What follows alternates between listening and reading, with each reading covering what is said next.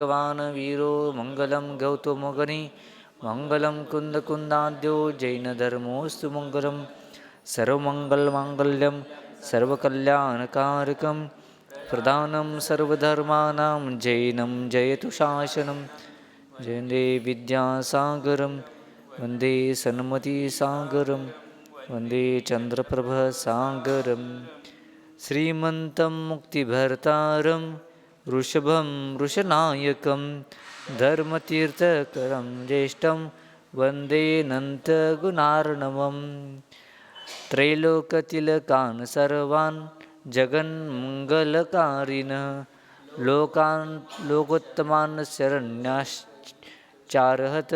सिद्धान् नमाम्यहम्। जय बोलो अनंत अनंत स्थिति परमेश्वर भगवान की। आचार्य भगवान सकलकृति मुनि महाराज की। चारित्र चक्रवर्ती प्रथमाचार्य शांति सागर जी मुनि महाराज की। संत शिरोमणी आचार्य गुरु विद्यासागर जी मुनि महाराज की। शांतमूर्ति वासलनाथ आचार्य गुरु सन्मति सागर जी मुनि महाराज की। मम दीक्षा गुरु आचार्य गुरु चंद्रप्रभ सागर जी मुनि महाराज की। समस्त मुनि संघ की।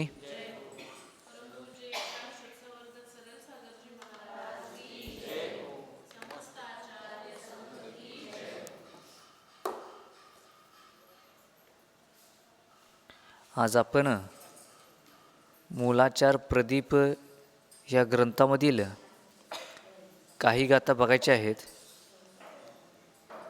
याच्यामध्ये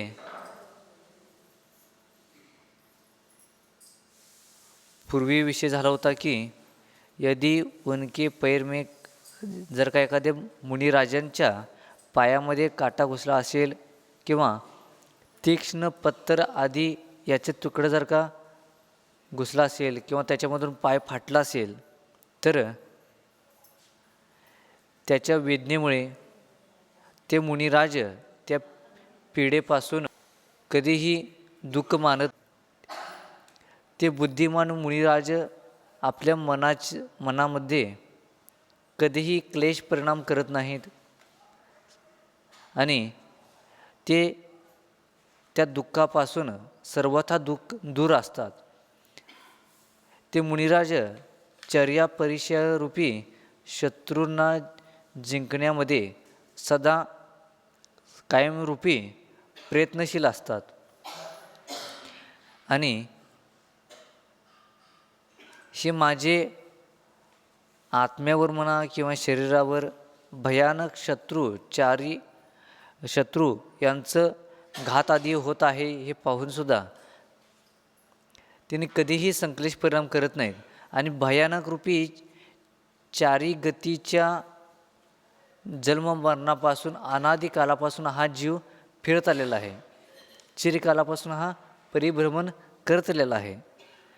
तरीसुद्धा हा नरगती, तिर्यंजगती, मनुष्यगती, देवगती ह्या चारी गतीच्या योनीमध्ये हा परिभ्रमण करत थोड्याशा पुण्याच्या उद्यामुळं हा जीव मनुष्यगतीमध्ये येऊन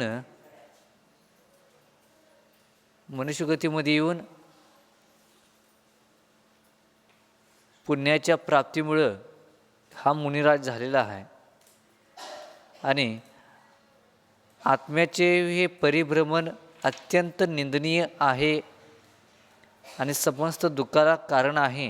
हे दुःखाचे कहाण असे संसाररूपी खड्ड्यातून निघण्यासाठी ते मुनिराज आपल्या हा आत्मा परिभ्रमण या चतुर्गती परिभ्रमण करत आहे याचं सतत चिंतन करून त्याच्यापासून सुटण्याचा प्रयत्न करत असतात. परत पुढे सांगतात परिशहों को जीतने के लिए मुनिराज पृथ्वी पर विहार करते हैं. संवेगम त्रिविधम चित्ते भावयन्तोऽखिलागमं ध्यान ज्ञान ध्यान सुधापानं कुर्वन्तो ती निराकुला पुरपतनखेटाद्रि ग्रामाटवीवनादिषु रम्या रम्येषु सर्वत्र विहरन्तो निजेच्छया पश्यन्तोऽपि पथं चान्त कामारूपादिवीक्षणे वज्रन्तोऽपि सुतीतीर्थादौ कुरुतीर्थे पङ्गवोविद सुकथा कथयन्तोऽपि मुखदुर्विकथादिषु उपसर्गजयेषुरा कातरा कर्मबन्धने निःस्पृहा निजदेहादौ सस्पृहा मुक्तिसाधने सर्वत्र प्रतिबद्धा जिनशासने निर्ममत्वाय दुष्कर्म परिसहजयाय च विरन्ति मही वह्नी मतंद्रा मुनिनायका. आचार्य भगवंत सकलकीर्ती मुनिराजजी मूलाचार प्रदीपमध्ये मुनिराजांची चर्या इथं सांगत आहेत. वे मुनिराज अपने हृदय में संसार शरीर और भोगन से संवेग धारण करते रहते हैं.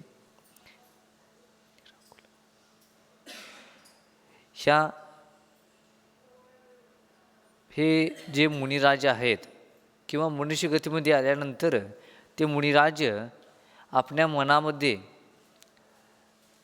संसारापासून ह्या शरीरापासून किंवा भोगापासून संवेग म्हणजे त्याच्यापासून भीती असणे की हा जीव 84 लाख योनीमध्ये अनादिकालापासून फिरत आलेला आहे. हे शरीरामध्ये वात पित्त कफ हाड मज्जा आदी सप्त धातूंनी भरलेलं आहे आणि हे शरीर हे नश्वर आहे आणि भोग हे अनादिकालापासून अनेक पर्यायामध्ये करत आलेलं आहे. तरीसुद्धा त्याला सुख काही मिळालेलं नाही.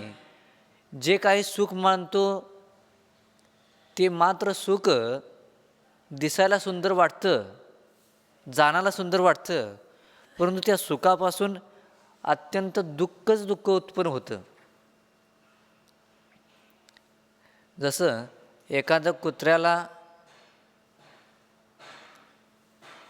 वाळलेलं हाड एखादी खायला मिळालं, कसलं वाळलेलं हाडूक जरा खायला मिळालं तर त्याला एवढं जोरात चावतं की थोड्या वेळामध्ये त्याचीच तोंडातील हिरडी फुटते आणि हिरडीतून रक्त त्याच्या जिभेला लागतं आणि जिभेला लागल्यानंतर त्याला वाटतं की बहुतेक रस या हाडामधून येत आहे. कशामधून? हाडामधून येत आहे. परंतु हाडामधून काही रस येत नाही, कारण ते वाढलेलं आहे पूर्ण. तसंच हा जीवसुद्धा ह्या संसारामध्ये भोगामध्ये एवढा मस्त होतो की त्याला वाटते की याच्यामधून ह्या संसार सुखापासून त्याला आनंद मिळत आहे. परंतु त्याला हे कळत नाही की जे काही रक्त आलेलं आहे किंवा जे काही सुख आहे हे दुःखाला कारण आहे, आपलं शरीर नष्ट व्हायला हे कळत नाही त्याला. समस्त आगम का चिंतन करते रहते हैं और ज्ञान तथा ध्यान रूपी अमृत का पान सदा करते रहते हैं. आणि असे हे मुनिराज आगमच्या चिंतनामध्ये एवढं मग्न असतात, ज्ञानामध्ये ध्यानामध्ये, याचं अमृतपान एवढं सतत ग्रहण करत असतात की किती काळ निघून गेला हे कळत नाही. आगम कशाला म्हणायचं? समस्त आगम के चिंतन करते रहते. आ म्हणजे आप्त, अरिहंत भगवंतांना आप्त म्हणतात. कुणाला? अरिहंत भगवंतांना आप्त म्हणतात. ग म्हणजे गंधर आणि म म्हणजे मुनी, आगम. आणि अरिहंत भगवंतांनी समवशरणामध्ये जे द्वादशांग वाणीच्या माध्यमातून 718 भाषेमध्ये दिव्यध्वनी केलेले होते आणि ह्या दिव्यध्वनी ग्रहण करून गंधराने ग्रहण करून त्या दिव्यध्वनीला सूत्रबद्धामध्ये गुंतलेलं आहे. कशामध्ये गुंतलेला आहे? सूत्रामध्ये, गाथेमध्ये गुंतलेला आहे.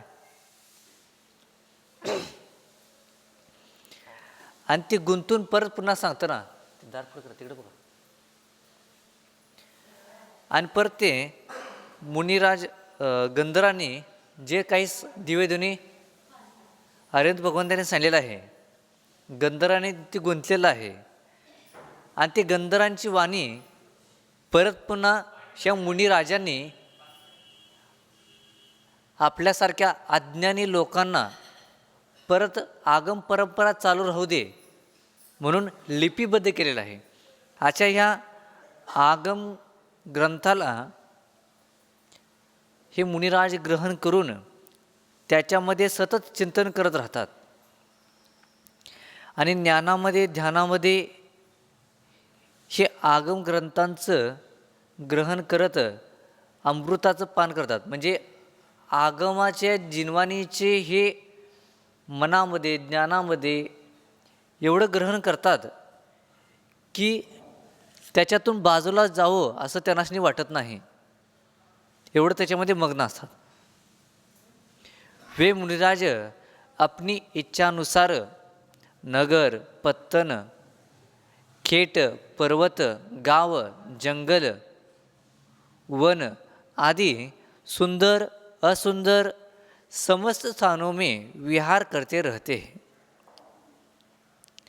हे मुनिराज त्यांच्या स्वइच्छेने, जबरदस्तीनं नाही, स्वइच्छेने त्यांनासनी जिथं धर्म प्रभावना किंवा जैन धर्म किंवा जैन धर्माचे अनुयायी आहेत, जैन श्रावक आहेत, अशाच ठिकाणी ते विहार करत असतात. अशा नगरामध्ये जिथं रत्नत्रयांचं पालन होतं, जैन धर्माचं जिथं पालन होतं, अशाच नगरामध्ये ते विहार करत असतात. नगर, पत्तन, खेट, पर्वत, गाव, जंगल, वन.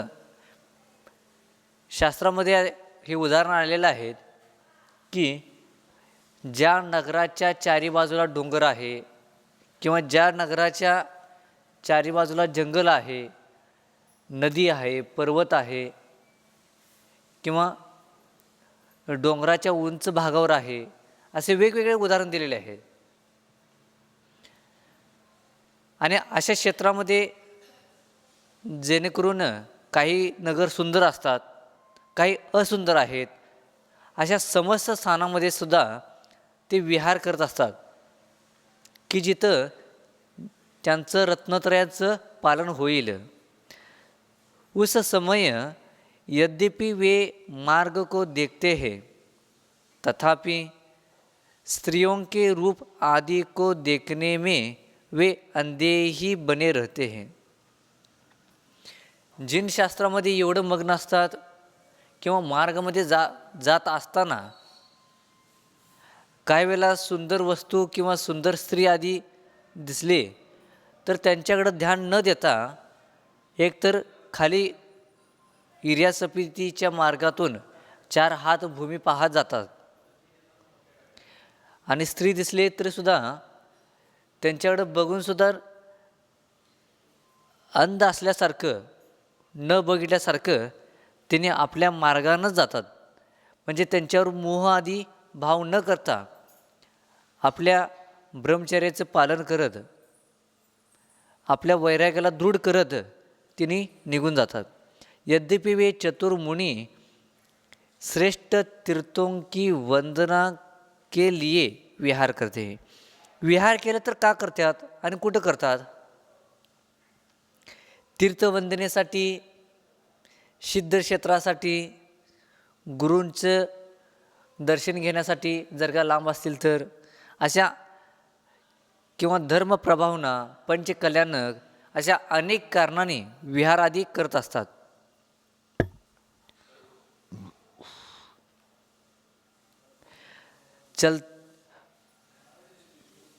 तीर्थवंदना के लिए विहार करते हैं, चलते हैं, तथापि कुतीर्थों के लिए वे लंगड़े ही बने रहते हैं. ज्या ठिकाणी कुतीर्थ जेणेकरून दर्शनिक्याच्या अयोग्य स्थान आहेत, जिथं मिथ्यास्थान आहे, अनायतन स्थान आहे, अशा ठिकाणी ते जाण्यासाठी लंगडे आहेत. कशासाठी लंगडे आहेत? कुतीर्थासाठी किंवा अनायतन साठी ते लंगडे आहेत. आणि मगाशी आंधळे का सांगितले? ज्याच्यातून मोहभावना उत्पन्न होते, राग भावना उत्पन्न होते, जेथे वैराग्याला शिथिलता येते, अशा ठिकाणी ते आंधळे आहेत. यद्यपि वे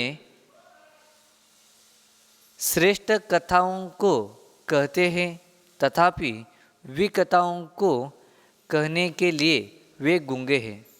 हे गात्यामध्ये आंधे, लंगडे, गुंगे आदी विशेष वर्णन दिलेले आहेत. जिन धर्माचे प्रभावण्यासाठी द्वादशांग जिनवानी माताशी सांगण्यासाठी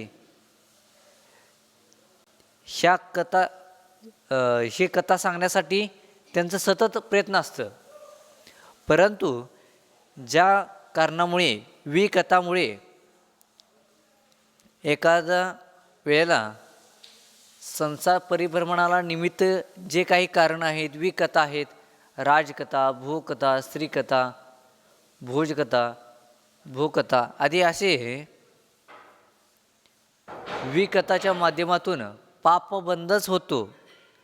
असे विकथापासून वाचण्यासाठी ते गुंगे म्हणजे मुक्य आहेत. काय आहेत? मुक्य आहेत. तुम्ही कशासाठी मुक्य असताय? जिनधर्म सांगण्यासाठी मुक्य आहे तुम्ही. आणि एखादी कुणाचं चूक दिसली तर लगेच सांगू नको म्हणलं, सांगून मोकळं. एखादी वाईट कोणतं भांडत असेल घरात कडी घालून, तर दरवाजाचे किंवा खिडकीची फट बघून त्यातनं बघत बसणार आपण. परंतु ते पापालाच निमित्त आहे. कशाला निमित्त आहे? पापाला निमित्त आहे. गांधीजीची 3 माकडे कशासाठी सांगितले? वाईट बघायचं डोळं उघडून, सगळ्यांचं वाईट ऐकायचं आणि सोंदांड सगळ्यांचं शिवाय आधी गोष्टी बोलायच्या. असे 3 माकडे आहेत का? आता ही 3 कारणं काय सांगितले? वाईट बघायचं नाही, वाईट ऐकायचं, वाईट बोलायचं नाही. तुम्हाला प्रामाणिकपणे तुम्ही स्वतःला विचारून घ्या, तुम्ही कुठल्या कारणामध्ये बसतायचा. यद्यपि उपसर्गों को जीतने के लिए वे शूरवीर है. उपसर्गाला जिंकण्यासाठी ते शूरवीर आहेत. कशासाठी जिंकायला? उपसर्गाला. उपसर्ग किती प्रकारचे असतात? ह्याच्या अगोदर लयदा सांगितले मी. मुख्य रूपाने 4 उपसर्ग सांगितले आणि भेद केले तर 10 प्रकारचे उपसर्ग आहेत. देवगती, नरगती आणि मनुष्यगती. गती किती झाले? 3 गती झाले. त्याच्यामध्ये स्त्रीवेद, पुरुषवेद, नपुंसकवेद. उपसर्ग 4 प्रकारचेही सांगितले आणि 10 प्रकारचेही सांगितले. त्याच्यामध्ये 3 गती, मनुष्यगती, देवगती, त्रियंच गती. आणि त्याच्यामध्ये 3 वेद, स्त्रीवेद, पुरुषवेद आणि नपुंसकवेद. त्याच्यामध्ये मनुष्यगतीमध्ये आणि त्रियंच गतीमध्ये 3 वेद आणि देवगतीमध्ये 2 वेद, स्त्रीवेद आणि पुरुषवेद. असे 8 भेद झाले. हे चेतनकृत. आणि अचेतनकृतमध्ये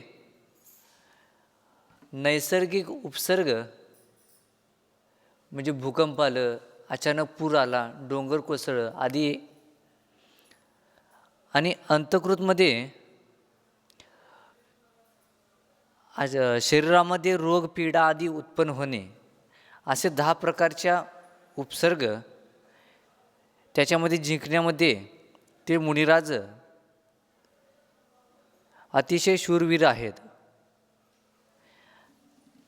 तथापि कर्मबंधन करने के लिए वे कायर बने रहते हैं. कायर म्हणजे भित्रेपणा. कर्मबंधनापासून ते भीतात ते. यद्यपि अपने शरीर आदि से वे अत्यंत निस्पृह है. शरीरावर त्यांनी कुठल्याही प्रकारचं मोहभावना ठेवली नाही, निस्पृह आहेत. तथापि मुक्ति को सिद्धि करने के लिए वे तीव्र लालसा रखते हैं. आटी कर्मापासून मुक्त होण्यासाठी किंवा सिद्ध भगवान बनण्यासाठी अतिशय प्रयत्नशील आहेत आणि त्याच्यापासून अतिशय लालची आहेत किंवा त्यासाठी सतत प्रयत्न करत असतात. यद्यपि वे सर्वत्र अप्रतिबद्ध है. कुठल्याही प्रकारे मोहभावना जागृत न होऊ देता संसारापासून अप्रतिबद्ध आहेत, की जेणेकरून त्यांचं संसार परिभ्रमण होईल असं कुठलेही कार्य करत नाही. किसी के बंदे हुए वा किसी के अधीन नहीं है. कुणाच्या बंधनामध्ये नाहीत, कुणाच्या अधीन नाहीत. तथापि वे जिन शासन के सदा अधीन रहते हैं. फक्त जिनेंद्र भगवंतांनी जे शासन सांगितलेलं आहेत त्या शासनामध्येच ते प्रतिबंध आहेत. ऐसे वे प्रमाद रहित मुनिराज मोह का ममत्व का सर्वथा त्याग करने के लिए तथा अशुभ कर्म और परिशों को जीतने के लिए बहुत सी पृथ्वी पर विहार करते हैं.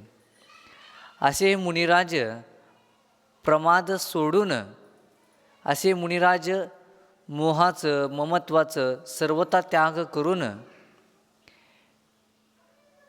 जिन धर्माच्या प्रभावनेसाठी ते परिभ्रमण करत असतात. म्हणजे सर्वांना धर्मोपदेश देत असतात, प्रयत्नशील असतात आणि अशुभ कर्माच्या बंधनापासून ते मुक्त होण्याचा प्रयत्न करत असतात आणि परिशहाना जिंकण्यामध्ये ते प्रयत्नशील असतात.